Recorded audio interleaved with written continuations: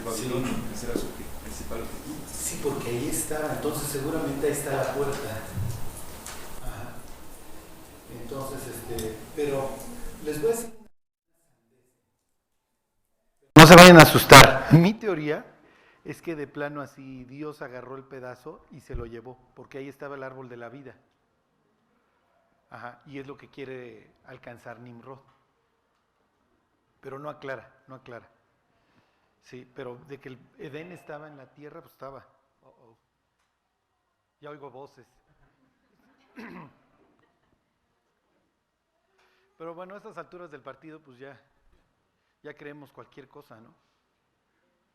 Pero sí no aclara qué sucedió con el Edén. O se lo llevó al centro de la tierra, porque Jesús le dice al delincuente, hoy vas a estar conmigo en el paraíso. Bueno, para saber. Bueno, ¿alguien más quiere preguntar algo? ¿No? Bueno, pues entonces váyanse al capítulo 37 del Génesis. Vamos a seguir con la historia de este hombre, como les decía. El Génesis es una locura de libros, ¿eh? Y no quiero que se oiga blasfemia, pero los que alguna vez intentaron leer la Biblia y empezaron en la página 1, seguramente sucumbieron a las 10 páginas viendo la locura esta, ¿no? Porque el Génesis es un libro de locos. ¿Sí? Y hasta cierto punto Dios, después del capítulo 3 del Génesis, dice, la neta, ¿qué esperabas? O sea, todo el mundo portándose bien. Cuando nosotros llegamos a Cristo, pues llegamos hechos pedazos. Todos llegamos igual. Y a veces decimos, oye, es que tengo muchos problemas, y la verdad Dios pregunta, la neta, ¿qué esperabas? O sea, como dice Isaías 59, esperamos justicia y no la hay, salvación, y se alejó de nosotros, ¿no? ¿Por qué hacemos todo para que nos vaya mal, pero esperamos que nos vaya bien? Y uno lee en el Génesis, en el capítulo 1, lo que esperarías escuchar de un libro que habla de Dios, que Dios creó todas las cosas, que Dios hizo cada cosa conforme a su especie, etcétera. Luego profundiza y pone la creación de la mujer. El capítulo 3 viene la caída, y de ahí para el real es pura locura. Es pura enfermedad, la verdad. O sea, el primer muerto del que habla la Biblia es un tipo que lo mata a su hermano por envidia. En el capítulo 6 ya están exterminando a la humanidad porque se metieron con los demonios. ¿Sí? Se bajan del arca y está un cuate borracho, y el borrachín lo va a ver su hijo. ¿Se acuerdan? O sea, pura locura. Luego llegas a Sodoma y Gomorra.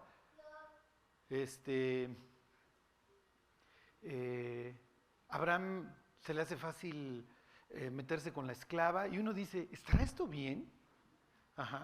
Sale de Sodoma y Gomorra Lot, le ponen un cohete de aquellos sus hijas, ¿se acuerdan? Nacen Amnón y Moab. O sea, pura locura. Y finalmente llegas capítulo 37 a la, ¿cómo les pudiera decir? En esta parte de los libros de los orígenes, a los llamados de los patriarcas, ¿no? Abraham, oye, te voy a usar para que en ti sean benditas todas las naciones. Isaac, que es más o menos el más tranquilo, y luego Jacob, una vida desastrosa, y ahorita lo que estamos viendo es la cosecha. La cosecha en la vida de Jacob. Pero miren, finalmente esto nos va a traer esperanza, porque muchos llegamos a Cristo con la vida ya destrozada, algunos jóvenes, otros no. Pero no importa en qué etapa de la vida estemos, hay que reconstruir cosas. Claro, entre más grandes hay más cosas que reconstruir. Es natural, dejamos una estela mayor de destrucción. Pero hay esperanza, ¿sí? Porque el capítulo 37 habla, ¿cómo les diré?, de las consecuencias de una vida equivocada, ¿sí? Y de aquí para el real, lo que va a venir a la vida de Jacob es sufrir. Es sufrir, y sufrir mucho, ¿sí? Ya empezó, se le acaba de morir Raquel, ¿sí? y ahora tiene este hijo que perdió a la mamá, al que odian los hermanos, pero que este hijo finalmente va a dar cátedra de cómo debemos enfrentar la vida, ¿sí? Es un tipo fiel, es un tipo íntegro, es un tipo que jamás le va a dar chance a la amargura, y es una persona que entiende los ratos malos de la vida como parte de la misma, ¿eh? Y a veces nos quejamos muy rápido, pero cuando uno ve la vida de José, si alguien tenía derecho a vivir amargado, pues era este tipo. Y la verdad es que hay tantas personas por la vida que van ahí dando un testimonio de que se puede enfrentar de forma correcta. No sé si han visto este hombre, a Nick Vujicic, el australiano, ¿no? Entonces, pues este tipo se la vive dando, pues recordándonos de que no puedes muchas veces cambiar tus circunstancias, pero sí puedes cambiar tu corazón y tu actitud. Tengo una amiga que es fan de Nick, y entonces la otra vez me estaba platicando que va a una plática de Nick, no sé si ya se los conté, y hay un tipo burlándose de lo que este cuate está diciendo, y otro con pésima actitud. Y al final de la plática le dice Nick a los dos cuates estos que bajen. Y entonces cuando el cuate que se estaba burlando se para frente a él, le dice Nick, yo no te puedo abrazar, pero tú sí me puedes abrazar a mí. ¿Me das un abrazo? Imagínense los pantalones que tiene este hombre. Y el otro cuate no sabe qué hacer, pues imagínate que te está viendo todo el auditorio y lo abraza. Y cuando lo abraza, se suelta a berrear. Ajá. Y finalmente, ¿cómo les diré? Muchas veces una actitud correcta de nuestra parte sirve mucho más para que las personas que nos alucinan se quebranten, ¿eh? Es lo que va a suceder en el caso de José. José va a tratar bien a sus hermanos y eso los va a llevar a ellos a un arrepentimiento profundo. Pero bueno, ahorita los hermanos en la etapa que vamos son puros panchitos. Y para los que conocen la historia de José, la historia arranca en capítulo 37. En el 38 se hace un paréntesis y sigue la historia. Y en el 38, para muestra, basta un botón y pasa en la vida de Judá, que acaba teniendo descendencia de nada más y nada menos de quién, ¿se acuerdan? De su nuera, de su nuera. O sea, para que vean que la Biblia habla de un libro, es un libro de locos porque nos describe, porque describe una enfermedad que todos tenemos, que es el pecado. Bueno, ok. ¿Dónde nos quedamos la otra vez? ¿Se acuerdan? En el 3, ¿no? 37:3. Este es el hijo de la amada. Y aparte se junta el hambre con las ganas de comer porque, ¿se acuerdan que Jacob, pues yo no sé por qué Jacob nació en esa parte del territorio del planeta, debió de haber sido mexicano, ¿están de acuerdo? Mujeres, tranzas, todo, tiene todo para ser un presidente municipal en cualquiera de los municipios de nuestro país. Y se acuerdan que dentro de sus 4 esposas, bueno, tiene una consentida, que es Raquel.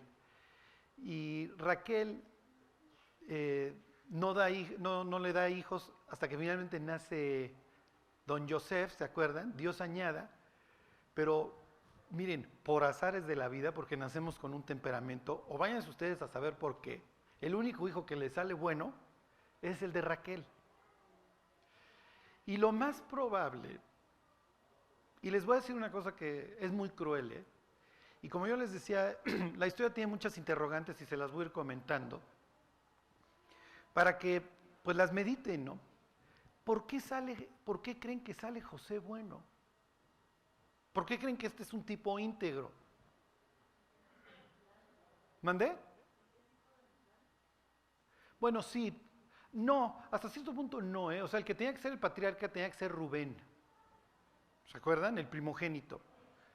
Pero Rubén, como todos los panchitos de los hijos que tiene Jacob, ¿se acuerdan? Rubén se mete con la tía postiza, si así lo quieren ver, pero finalmente es esposa de su papá.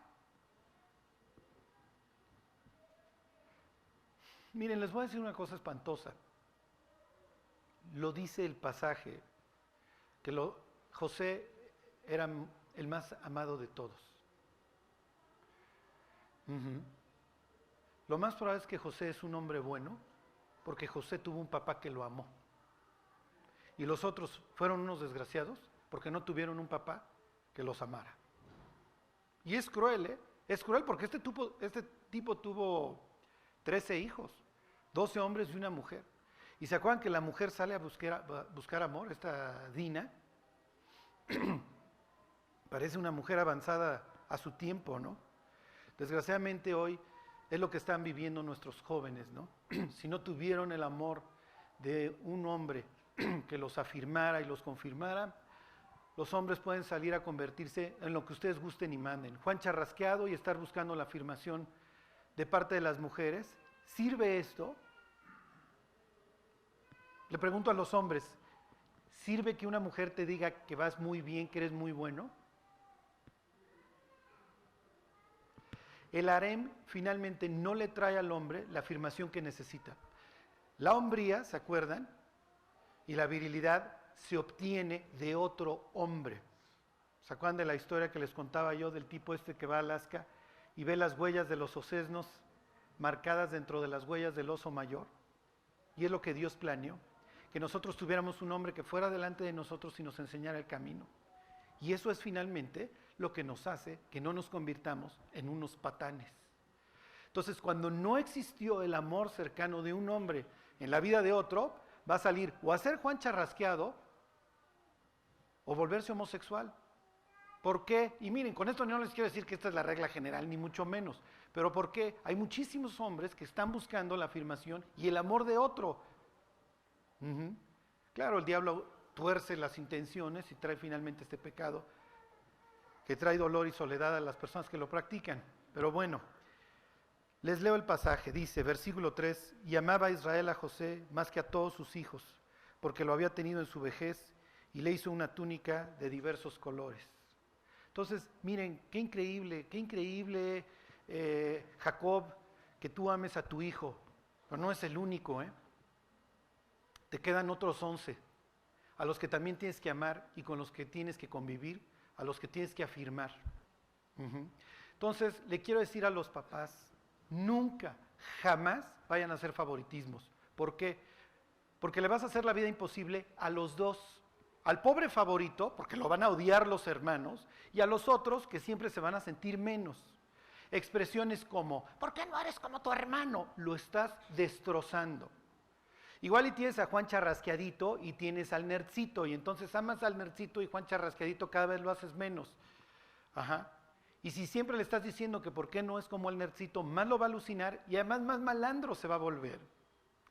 La otra vez estaba hablando con una de mis ovejas, de esas que salieron de Harvard, del sur de nuestra ciudad, y me decía, siempre me compararon con mis hermanos y siempre me decían que yo era el malandrín. Y dice, y me gustaba, cada vez me volví peor. Entonces los papás no podemos tener favoritismos. Dicen que un hombre que generó todo un avivamiento en los Estados Unidos, Jonathan Edwards, tenía 11 hijos. Y dicen que repartía su tiempo exactamente igual en sus 11 hijos. Entonces tenía el día para fulano, mengano y perengano. Obviamente no tenían televisión en aquellos tiempos, imagínense, 11 hijos. ¿A qué hora le das tiempo a 11 hijos? Pero bueno. Entonces hubo un tipo, que no me pregunten por qué, en su curiosidad, se puso a buscar la herencia de Jonathan Edwards. Y no me refiero a su dinero, sino qué sucedió con esos 11 hijos. Y encontró a 1800 o 1900 de los descendientes de Jonathan Edwards, entre los cuales había senadores, vicepresidentes, jueces, pastores. Y dice la verdad, el legado espiritual que dejó este hombre a través de sus 11 hijos es increíble. Entonces tenemos los papás el privilegio de serlo. Tenemos el privilegio de amar a nuestros hijos. Lo tenemos que hacer. Aquí el pobre de José va a sufrir por ser el favorito.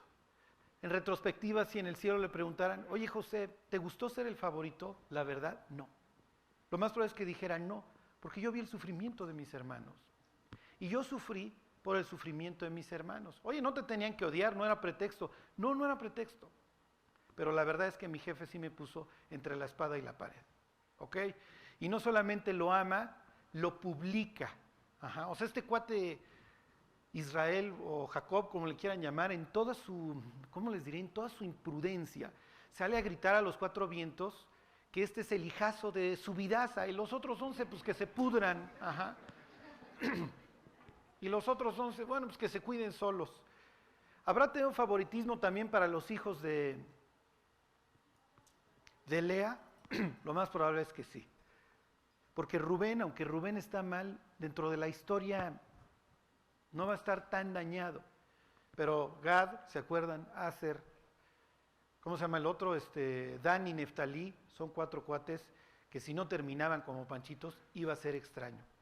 Y la verdad, muchas veces es cuestión de trayectoria. Tú ves a una persona y tú sabes la trayectoria que lleva y dónde va a acabar. Entonces dices, Jacob, vas a sufrir, y la verdad, que ni te extrañe. Para estos momentos Jacob ya se peleó con Dios, ya Dios lo bendijo, ¿se acuerdan? Ya le dijo, no te voy a dejar hasta que me bendigas. Se supone que ya debería estar arreglando su vida. ¿Por qué no eres sabio? ¿Por qué creen que a Jacob no le ha llegado la sabiduría? Claro. Sí. Finalmente, acuérdense, somos personas en construcción, ¿eh? Y vamos a tener que ser pacientes unos con otros. La sabiduría no nos llega de la noche a la mañana. Muchas veces es a través de experiencias, y experiencias fuertes. Bueno, dice, sí.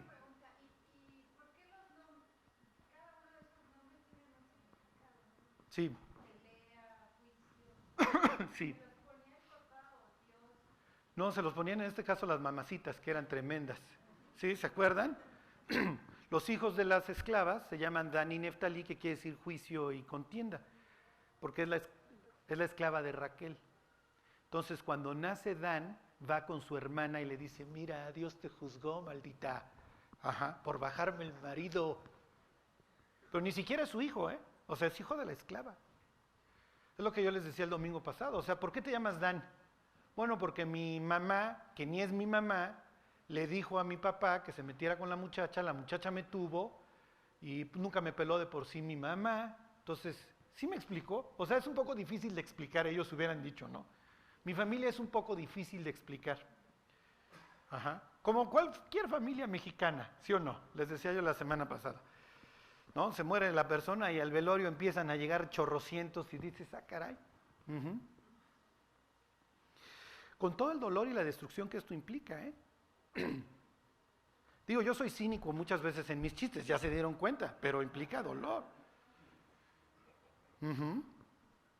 Bueno, entonces versículo 4 dice, y viendo sus hermanos que su padre lo amaba más que a todos sus hermanos, le aborrecían, y es natural.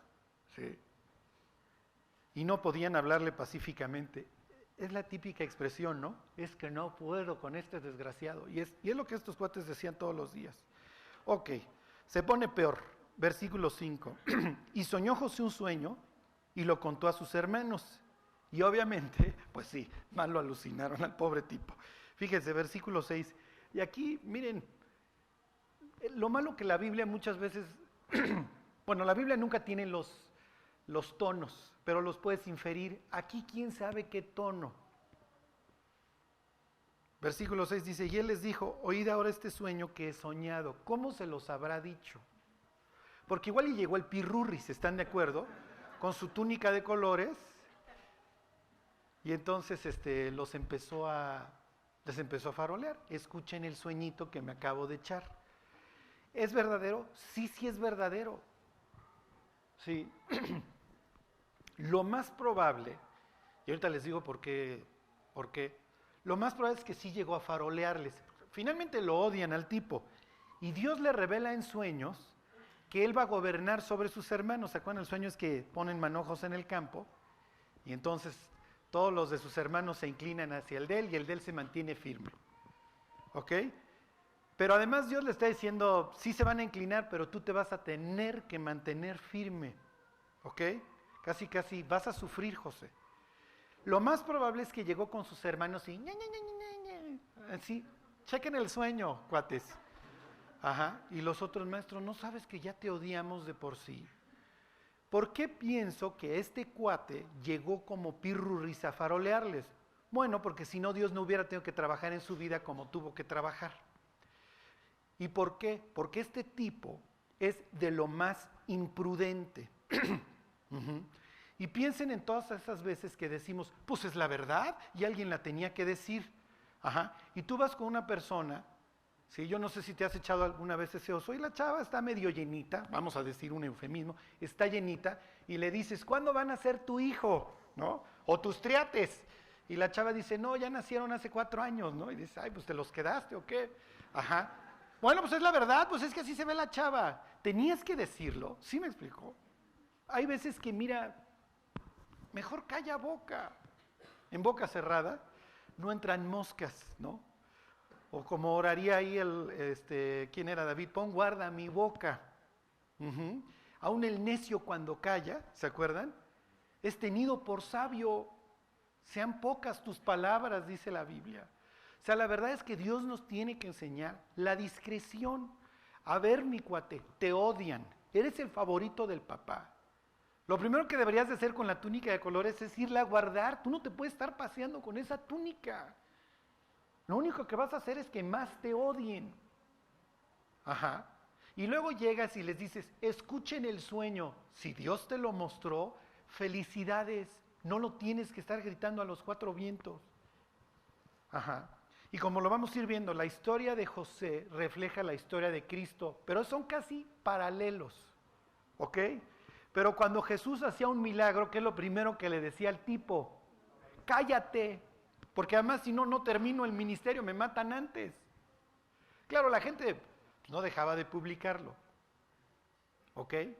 Pero para que vean, los dos finalmente tuvieron un sueño. En el caso de Jesús no fue sueño, él sabe que va a gobernar.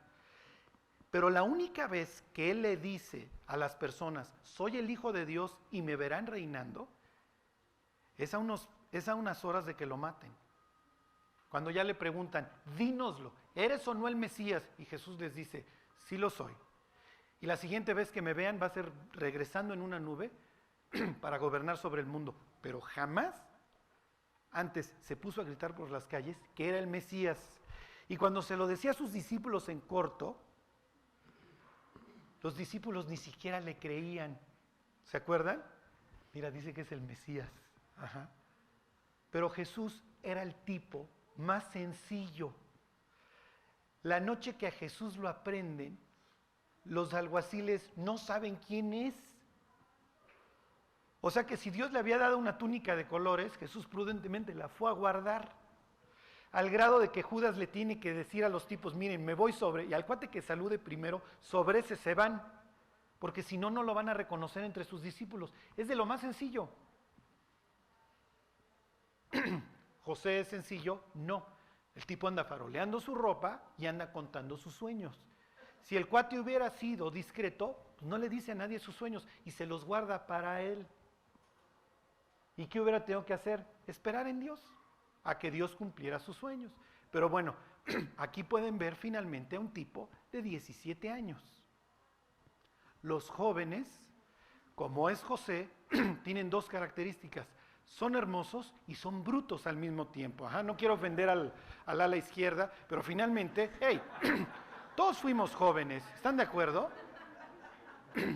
Rara vez ustedes van a ver a un señor que casi nomás asoma las narices con canas, rebasarlos a 180 kilómetros por hora. ¿Sí? Al contrario, es el que se va a enchilar cuando lo rebasa el joven por la derecha. ¿Sí? Los jóvenes tienen que madurar. José es un tipo que Dios va a usar y que Dios le está haciendo promesas, pero no deja de ser joven y no deja de ser inmaduro. ¿Qué es lo que necesita José finalmente? Bueno, lo que necesitan todos los jóvenes, caminar con Dios. ¿Lo va a hacer? Sí, sí lo va a hacer. Y lo va a hacer muy bien. Bueno, ok. Bueno, ¿cuál es la consecuencia? Fíjense, versículo 8. Le respondieron sus hermanos, ¿reinarás tú sobre nosotros o señorearás sobre nosotros? Y le aborrecieron, pues todavía más. Y es natural, José. O sea, ¿qué le tiras en la vida, maestro? Ok, versículo 9, soñó otro sueño. Bueno, ya cállate, maestro, ¿ya viste cómo te fue la vez pasada? Bueno, no fue a contárselos otra vez. José, no te ayudes, manito. ¿Ok? Entonces, ¿cuál es la moraleja de esta historia? Prudencia. Prudencia y discreción. El libro de los Proverbios dice, de espíritu prudente es el hombre entendido. Y hay muchas veces en donde le vas a hacer un gran favor a la gente no diciendo nada. Porque a veces traes un martillo en la cabeza, se le para la mosca al de al lado y ¡tucum! Es que tenías una mosca en la cabeza y te la tenía que matar. Sí, maestro, pero me sacaste los sesos, ¿sí? Y entonces en un ejercicio de honestidad, ¿sí? Hay veces que alguien nos llama, ¿no? Tengo que hablar contigo. Y entonces la persona hace un ejercicio de honestidad, ¿no? Y te dice todo lo que piensa acerca de ti. ¿Fue prudente? Miren, ahí tienes que poner cara, decir, bueno, voy a examinarlo todo, retener lo bueno. Voy a examinar, voy a retener lo bueno y no me voy a enchilar. Pero piénsenlo, hay muchísimas veces, los casados, ¿sí o no? En donde mejor callo boca. ¿Para qué el armo de jamón? Sí. Como decía una persona, antes de casarte, ten los ojos bien abiertos. Y una vez que te cases, tenlos medio cerrados. Y es la verdad, ¿eh? Tienes que hacer, muchas veces te tienes que hacer el loco de muchas cosas, ¿no?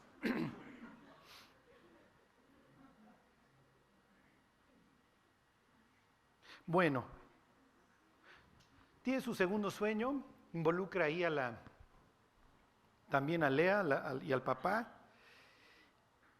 Y me brinco al versículo 11. Ok. Esto es muy importante para el desarrollo de la historia. Dice, y sus hermanos le tenían envidia, bueno, eso ya lo sabemos. Dice, pero su padre meditaba en esto. Porque cuando José cuenta el segundo sueño de que todas las estrellas se le postran, incluyendo el sol y la luna, que se refieren a la mamá, que en este caso era Lea, su verdadera mamá Raquel ya había muerto. Pero bueno, lo adopta en ese sentido Lea y el papá. José le dice, ¿qué? ¿También nos incluyes a tu mamá y a mí en que nos vamos a postrar frente a ti? Pero finalmente, aunque hace berrinche también Israel, dice que medita, lo guarda. ¿Ok? ¿Por qué? ¿Quién me dice por qué él está meditando? Él sabe que los sueños de Dios se cumplen. ¿Ok? Él sabe que los sueños de Dios se cumplen porque algún día ve la escalera y Dios le hace ciertas promesas. Te voy a dar tierra, te voy a dar descendencia y te voy a cuidar. Y después de más o menos 30 años de eso, ¿ok? Israel lo ha visto cumplido. Entonces, cuando este sale con los sueños, y además son los dos, y los dos tienen el mismo significado, ¿se acuerdan que hubiera dos sueños iguales? ¿Qué implicaba? Que era firme y era de parte de Dios, y entonces Él lo guarda en su corazón. Y me voy a brincar y les voy a decir qué implica esto, aunque después se los repita. Un día tú estás leyendo la Biblia, estás diciéndole, Dios, por favor, háblame, te estoy buscando. Y brinca un versículo de la Biblia en donde Dios te dice algo al corazón. Y era justo la respuesta que tú estuvieras buscando, lo que sea. Y después las circunstancias se tornan negras. ¿Te mantienes fiel o dices, igual y me equivoqué?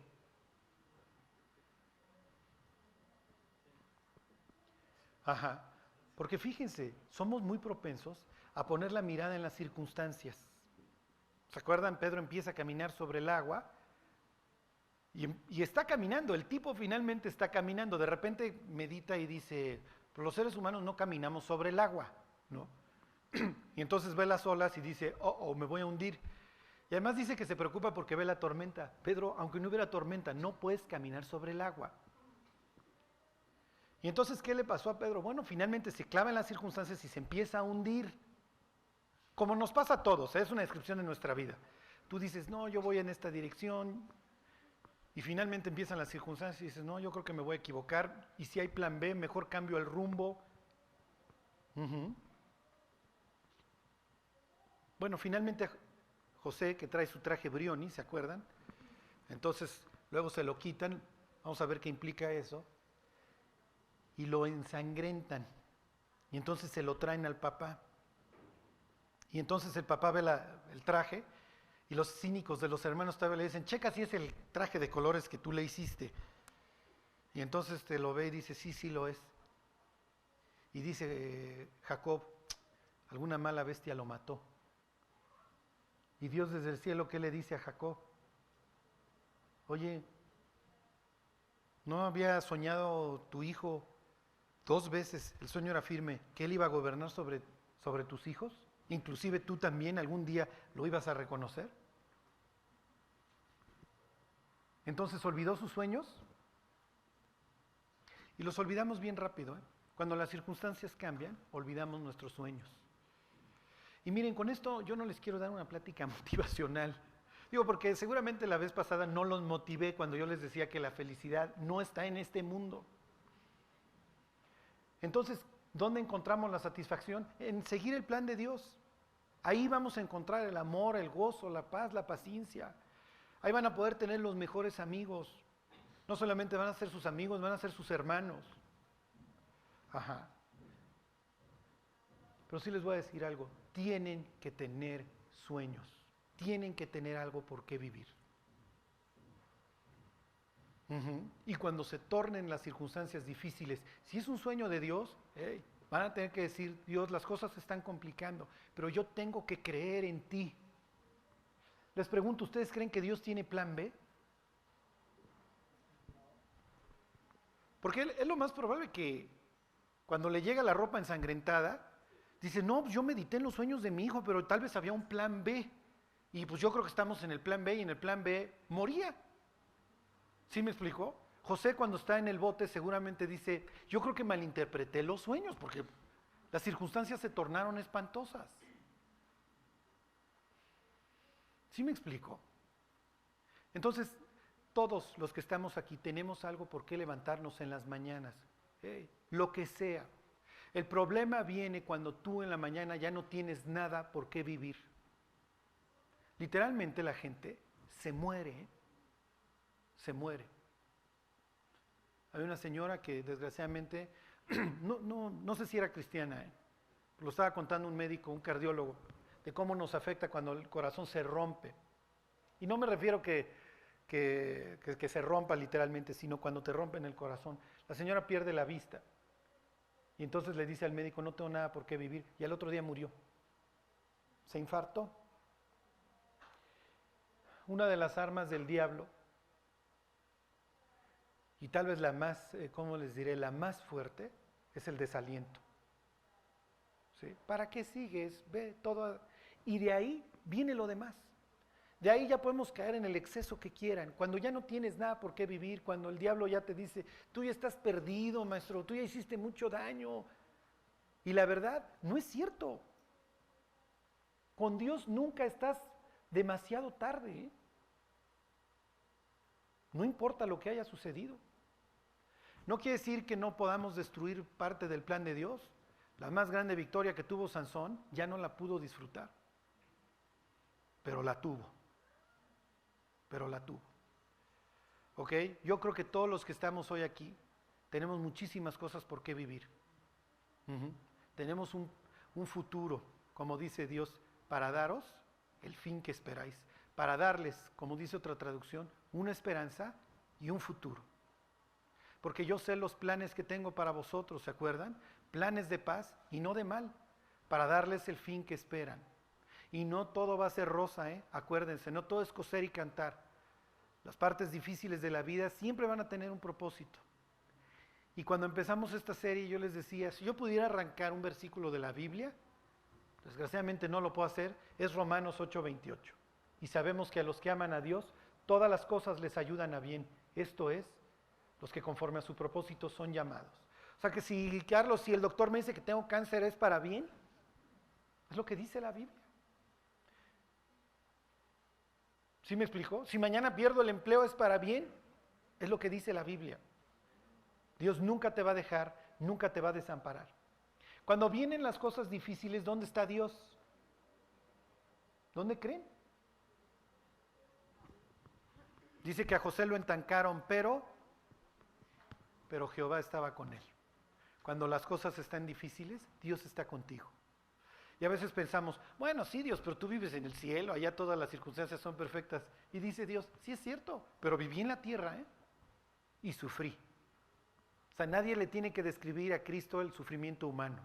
Nadie le tiene que describir cómo se siente el rechazo, la hostigación, el dolor físico, la soledad, las tinieblas.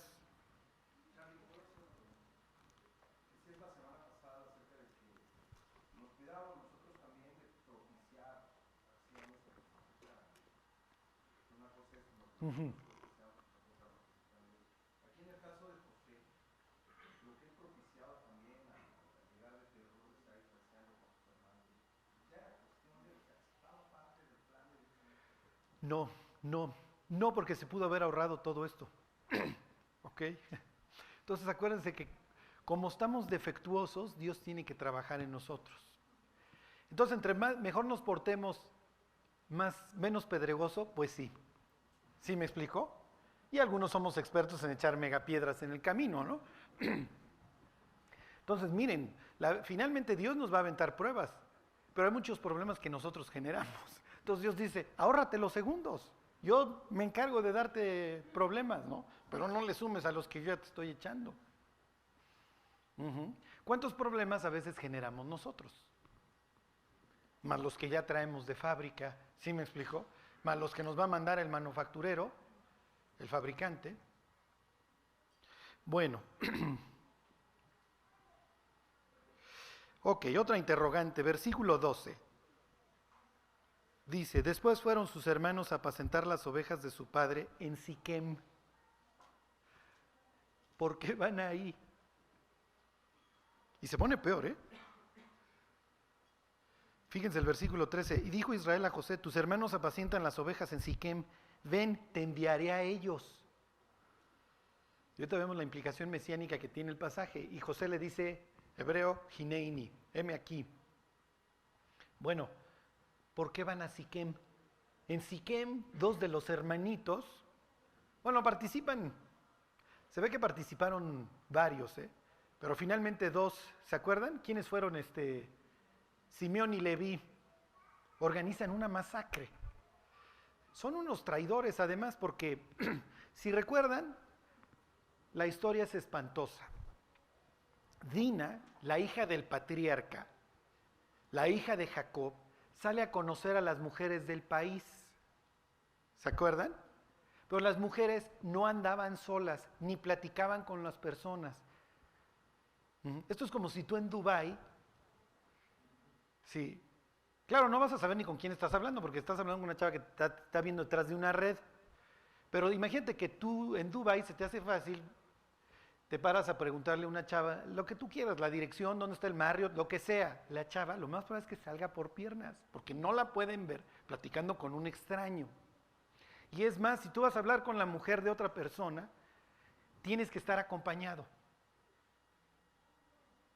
Eso es el Oriente. Entonces, cuando la Biblia dice que Dina salió a conocer sola a las muchachas del lugar, es que la chava salió a buscar problemas. ¿Se acuerdan de Desiree Jackson? ¿Alguien se acuerda de esta muchacha? ¿Quién era? ¿No ven las noticias deportivas o qué? Esta muchacha sube al hotel con Mike Tyson a las 11 de la noche. Y Mike Tyson no creo que sea famoso por jugar a la matatena con las muchachas que invita a las 11 de la noche a su cuarto de hotel. Sacó el Monopoly, ¿no? Ahí te toca, ya tienes un chorro de hoteles, a ver, hipoteco. No, o sea, no creo que Mike Tyson invite a jugar Monopoly a esas horas a las muchachas. Total, al tipo le costó el bote. Le costó el bote. Habrá sido Operación Dalila, lo habrán puesto para bajarle una lana o lo que sea, quién sabe. Lo que sucedió ahí lo saben ellos dos nada más. Finalmente ella alegó que ella pues dijo que fíjate que siempre no, y ya me voy a mi casa, y él le dijo pues cómo que siempre no, si ya estás aquí. Y sucedió lo que solamente ellos saben, Pero finalmente deciré, en serio, ¿a qué le tiras? Entonces, miren, tenemos que cuidar nuestra vida. Esto es como el ejemplo de la persona que pasa junto a Krispy Kreme y dice, bueno, nada más voy a oler el café. ¿Dónde cayó? Sí me explico, ya que estaba ahí viendo la docena glaseada salir del horno, o cuando dijo que iba a pasar a oler el café. ¿Sí me explicó? ¿Dónde cayó? En serio. Sí, en serio, ¿dónde cayó? Chavas, imagínense, un cuate les dice, oye, hablas bien padre de la Biblia, ¿pudieras venir a mi casa? Vivo solo, ¿vienes en la noche? O sea, en serio, no creo que quiera que le hables de la vida de José, el soñador. Ajá. O sea, en serio, tenemos que cuidar nuestra vida. Saledina la ve el mero mero de Siquem y se le hace fácil, pues, ver una chava sola, que para aquel entonces no se usaba, y la ultraja. Y la ultraja. Y sucede la tragedia. Y como dicen sus hermanos, se hizo vileza en Israel. Y lo que no se debía haber hecho, fue hecho. Muy mal. O sea, vamos, no voy a justificar ni a Mike Tyson ni al príncipe de Siquem, ¿cómo se llamaba? Amor, ¿no? El caso es que cuando se enteran sus hermanos de sangre, porque igual a los otros les vale, Josepa entonces ni siquiera ha nacido, pero cuando sus hermanos de sangre se enteran de lo que sucedió, dicen, no se la van a acabar. Y es natural, la verdad, ¿qué esperaba el tipo que ultrajó a la muchacha? El caso es que, si recuerdan la historia, el tipo se enamora de la muchacha y va con el papá y le dice, oye, pues ya actué mal, pero me quiero casar con esta mujer. Y el papá llega con Jacob y le dice, oye, mi hijo está enamorado de tu hija, por favor, lo que tú me pidas de dote te voy a dar. Y los desgraciados de los hermanos le dicen a los del pueblo, miren, nosotros tenemos la práctica que nos dejó Dios de circuncidarnos. Entonces, pues si ustedes quieren que tengamos trato con ustedes, pues se tienen que circuncidar. Y ahí van los otros cuates en su inocencia y se circuncidan. Y dice que el día que más dolor tienen estas personas y están desprevenidos, los masacran. Y dices, ok, vamos a suponer que masacraste al ultrajador, pero los tipos matan a todo el pueblo. ¿Qué tiene que ver un tipo que está ahí apacentando ovejas, si es que podía el pobre infeliz levantarse ese día, y de repente le clavan un puñal en el pecho sin saber por qué? Estos son los hijos que produjo Jacob, el patriarca. El patriarca, les contaba yo que un día hablo de broma le digo a un amigo judío, a ti nada más te va a vender de contado porque se llama Jacobo. Ajá. Y entonces me dice, ¿por qué? Le digo, porque tu nombre quiere decir tranza. Ay, no es cierto. Y viene a los 3, 4 días, bien enchilado. Ya hablé con el rabino y me dijo que Jacob era un hombre santo. ¿Santo? ¿Ya leíste la historia, maestro? ¿Y ya leíste la historia de sus hijitos? Y me voy a volar todas las bardas con lo que les voy a decir. Bueno, no yo, Dios. ¿Saben que la entrada al cielo, las entradas a la ciudad de Dios tienen los nombres de estos cuates? Imagínate que, oye, ¿por dónde entraste al cielo? Pues por la calle por la puerta de Leví. Y Dios diga, ¿tú sabes que este tipo era un asesino? Un asesino a sangre fría, traidor, con premeditación. Alevosía, que quiere decir la sorpresa, y ventaja. Uno está armado y el otro desarmado. Estos tipos son asesinos calificados, Y esas son las puertas del cielo. Tienen el nombre de Simeón, de Leví, que son los asesinos estos. Tienen el nombre de Dan, tienen el nombre de Judá, que es un fornicariazo. Para que piensen en la gracia. Cada vez que nosotros entremos por esas puertas a la Nueva Jerusalén, el mensaje que Dios nos está mandando es, hay gracia. Cristo pagó por todo. Cristo cubrió nuestras faltas, nos limpió de nuestra vergüenza, nos perdonó nuestros pecados y nos dio la posibilidad de tener una nueva vida. Una vida que Él pueda usar, y me voy a volar la barda, y Él pueda honrar, porque la Biblia dice que Dios nos va a felicitar todavía. ¿Ustedes creen que merece felicitación un asesino como este tipo? ¿Como Simeón, como Leví? Ahora, si tuviera el cielo una puerta con nuestro nombre, pues estaría igual, ¿están de acuerdo? Igual todavía no matamos a nadie. Pero si Dios nos diera chance, te doy chance de que mates estas 3 personas y nadie sepa, ¿a poco no usaríamos esos? Bueno, Dios, nomás estos 3. Claro, Dios no va a ser nuestro cómplice. Ahora, les pregunto, número 1, ¿qué hacen esos tipos en Siquem? Y número 2, Jacob, ¿para qué mandas a tu hijo vestido con su traje Brioni a Siquem? Imagínate que un día armas un mitote en la Pensil, se arma la balacera, matas a todos los de la otra pandilla y luego le dices a tu hijo, ponte este traje italiano, tu Rolex, y métete a la Pensil y ve a buscar a tus hermanos. ¿En serio, lo harías? Es lo que está haciendo este Jacob, ¿eh? Bueno, versículo 13, se los vuelvo a leer. Dijo Israel a José, tus hermanos apacientan las ovejas en Siquem, ven y te enviaré a ellos. Y él dijo, heme aquí. Díganme un pasaje paralelo que hable de la vida de Cristo.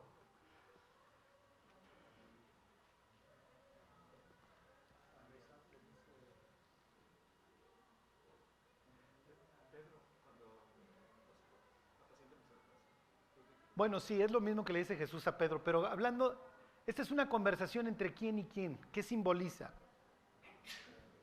Exactamente, entre Dios Padre y Dios Hijo. ¿Te enviaré a dónde? A lo suyo vino y los suyos no le recibieron. Esta plática se tuvo en el cielo, aunque ustedes no lo crean. Dios Padre le dice a Jesús, ve al mundo y busca a tus hermanos. Aquella luz verdadera que alumbra a todo hombre venía a este mundo, ¿se acuerdan? En el mundo estaba y el mundo por él fue hecho, pero el mundo no le conoció. A lo suyo vino, a sus hermanos, a las ovejas perdidas de la casa de Israel, pero sus hermanos, ¿qué? No lo conocieron, al contrario, lo acabaron matando. Misma escena. A ver, váyanse a capítulo 10 de Hebreos. ¿Perdón? Y, ajá.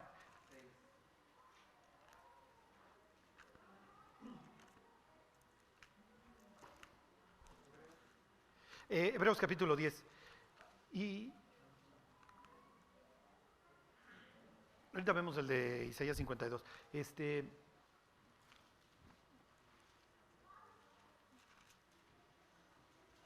Miren, como les decía yo la primera vez que arrancamos este estudio de José, si tú le fueras a hablar a un judío de Cristo, lo más probable es que agarraras Isaías 53.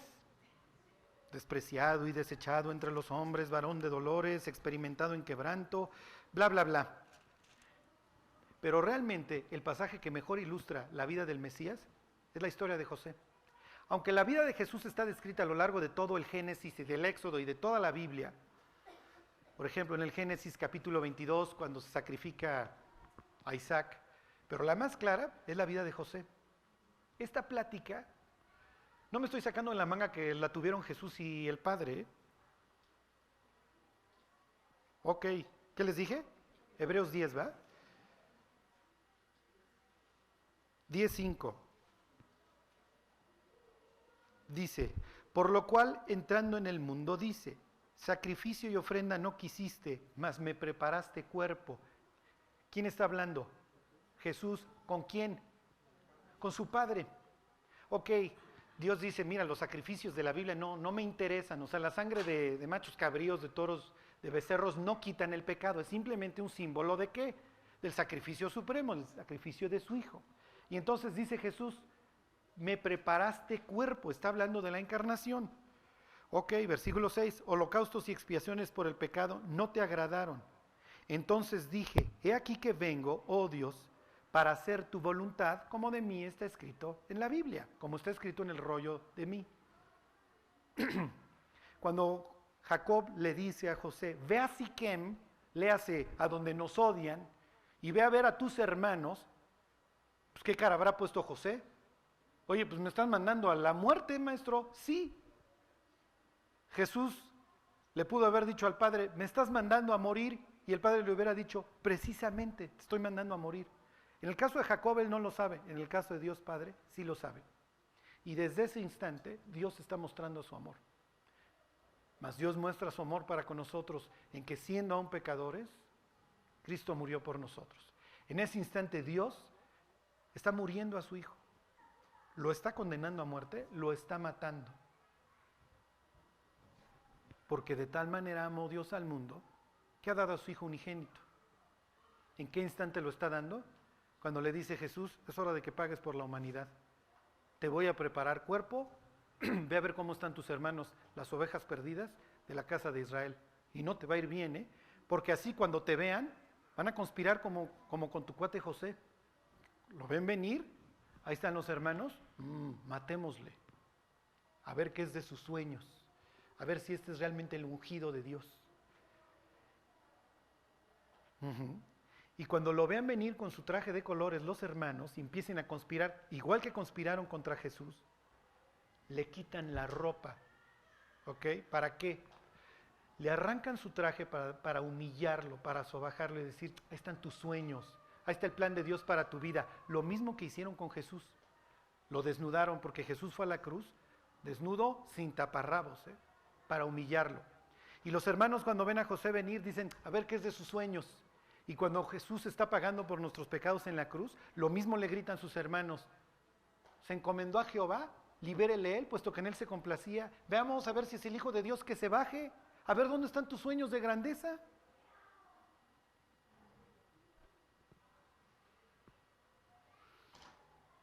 Bueno, ok, lo explica, ahí siguen, Hebreos 18. Dice, diciendo primero, sacrificio y ofrenda y holocaustos y expiaciones por el pecado no quisiste, ni te agradaron, las cuales cosas se ofrecen según la ley. Y diciendo luego, he aquí que vengo, oh Dios, para hacer tu voluntad. Quítalo primero, o sea, los sacrificios del Antiguo Testamento, para establecer esto último. En esta voluntad somos santificados mediante la ofrenda del cuerpo de Jesucristo, hecha una vez y para siempre. ¿Ok? Entonces, ¿José sabe que va a una muerte segura? ¿Quién sabe? Sabe que va a algo arriesgado. Jesús sí sabe que va a una muerte segura. Que él literalmente nació para morir. Jesús no puede tener planes de hacer una familia, lo que sea, porque él nació única y exclusivamente para llevarse nuestros pecados.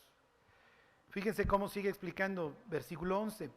Y ciertamente todo sacerdote está día tras día ministrando y ofreciendo muchas veces los mismos sacrificios que nunca pueden quitar los pecados. Las religiones no sirven para nada. Ni las del Antiguo Testamento, no. La Biblia dice que todos esos sacrificios eran simple y sencillamente sombra de lo que había de venir. Era una representación gráfica de lo que Cristo iba a hacer por nosotros, nada más. Y viene un gran pero, versículo 12, pero Cristo, habiendo ofrecido una vez para siempre un solo sacrificio por los pecados, se ha sentado a la diestra de Dios. Ok.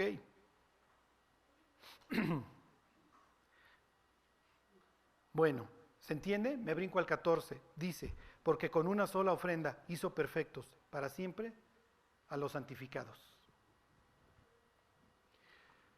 Bueno, aquí voy a terminar.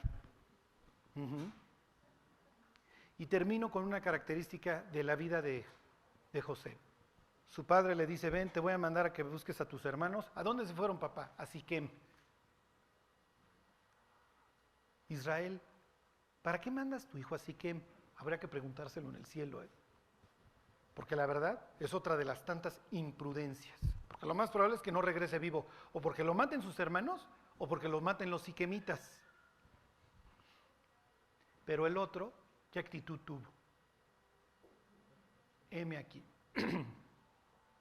Hay un judío mesiánico que canta sus canciones, y entonces dice que los discípulos dijeron, porque la palabra hebrea esa de heme aquí es hineini. Los discípulos en el monte dijeron hineini. Daniel en el foso de los leones dijo hineini, heme aquí Dios. Sus amigos en el horno de fuego dijeron, aquí estoy. El día que Dios le llama a Abraham para que sacrifique a Isaac, le dice, aquí estoy. Y es algo que le vamos a tener que repetir todos los días a Dios. Heme aquí. No se haga mi voluntad, Señor, sino la tuya. Y la voluntad de Dios, ¿se acuerdan? Es buena, agradable y perfecta. Ese también lo deberíamos de arrancar de la Biblia, ¿no? Porque cuando tienes problemas, Dios te dice, esta es mi buena voluntad para ti, agradable y perfecta. Pero si nosotros nos mantenemos en esa actitud que no nos sale naturalito, vamos a poder tener una vida llena de gozo, con muchísimas satisfacciones, pero implica todos los días decirle a Dios, heme aquí. Y nuestra vida no es distinta en ese sentido de la de José. Vivimos en un mundo que no quiere saber absolutamente nada de Dios. Digo, no sé si ya se dieron cuenta. Pero le dices a alguien que eres cristiano y todo el ambiente lo puedes cortar con tijeras, ¿no?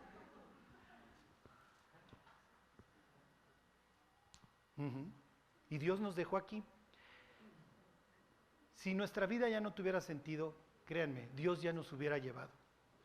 Ya. Pero si hoy respiras, es porque Dios tiene un plan para tu vida. El día que Dios termine con nuestra vida, ok, ya, se acabó el plan, ya, vente al cielo, vente al gozo, vente a la perfección. Pero mientras tú respires, es por una simple y sencilla razón. Todo lo que respira, ¿se acuerdan? Alabe al Señor. Si hoy estás respirando, es porque Dios quiere que vivas para Él. No hay otra razón. Bueno, pues vamos a orar y nos vamos. Dios, te queremos dar gracias porque cuando tú hiciste el cálculo de nuestra salvación, pues Dios no escatimaste ni a tu propio Hijo, sino que lo diste por nosotros. Gracias, Dios, por haber dado a tu Hijo único, por haberlo matado por nosotros. Dios, a veces no lo alcanzamos a entender. Y Dios, a veces pensamos que tú ni siquiera sufriste ese día que Cristo murió. Te queremos, Dios, pedir perdón por todos esos días que hemos sido indolentes, Dios, que hemos olvidado que tú diste todo por nosotros. Te damos gracias por ello, Dios. Y Dios, te damos gracias por el nuevo comienzo que podemos tener contigo. Gracias por la cruz, Dios, porque tenemos la posibilidad de tener un antes, pero también un después. Te lo agradecemos todo, Dios. Y te pedimos que tú nos des una vida que honre lo que sucedió en la cruz. Te lo pedimos por Jesús. Amén. Bueno, vayámonos.